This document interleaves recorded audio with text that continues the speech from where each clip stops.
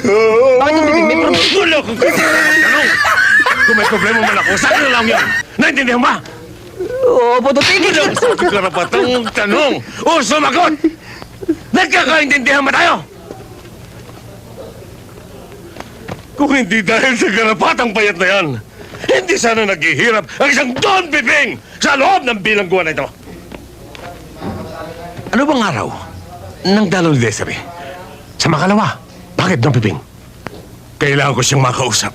Siya ang gagamitin ko upang makaganti kay Victor. At pipigain ko na ang natitirang dugo ng garapatang payat na yan. Don Piping. Paano mo naman siya uubusan ng dugo? Aray ko! Ako lang ang nakakalaman! Ako lang!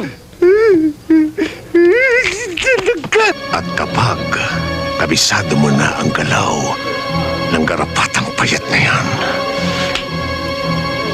saka ako nasasabihin sa iyo kung ano ang susunod mong gagawin. Saan ko naman matatagpuan yung Victor na sinasabi niyo? Sa pag-asa, Desiree. Doon mo matatagpuan si Victor. Di ba, Don Piping? Thank you.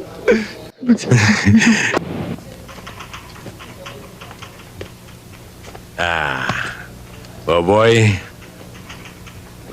saan pwedeng kontakin ni Desiree si Kulot?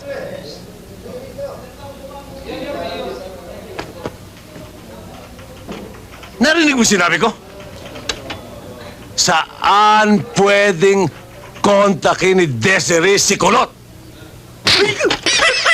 Ang hirap sa'yo, Don Piping. Pag sumasagot ako sa inyo, sinasapal mo ako.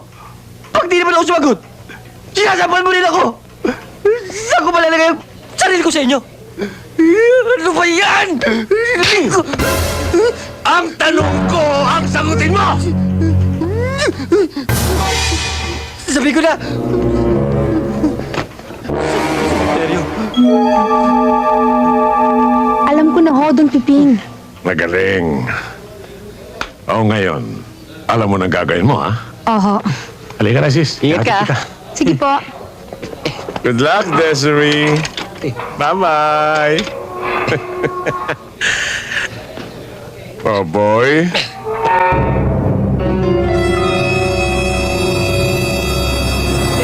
Don Piping? Ay! Sa kanya mo sinabi. Hindi sa akin. Don Piping, huwag mo nang intindihin yung karapatang payat na yan. Ang intindihin na lang natin kung paano tayo magkakaroon ng maraming kwalta. Siya nga naman, Don Piping. Ay!